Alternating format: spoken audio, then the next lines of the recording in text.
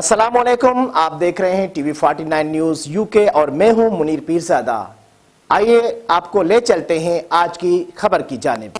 Government higher secondary school नौकोट के principal जनाब रफ़ीक अहमद खट्टी ने प्रिंसिपल ऑफिस में मैनुअल पियोन चौकीदार को अपने हाथों वर्दी यूनिफॉर्म तकसीम किए।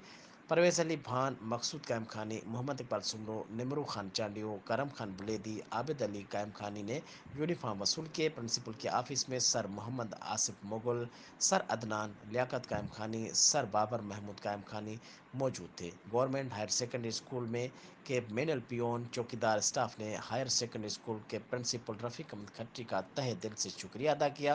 प्रिंसिपल ने कहा कि आप सब मैनुअल स्टाफ मेरे लिए टीचर व स्कूल के बेहतरीन स्टाफ हो और अपने अपने ड्यूटियां बखूबी अंजाम दे रहे हो।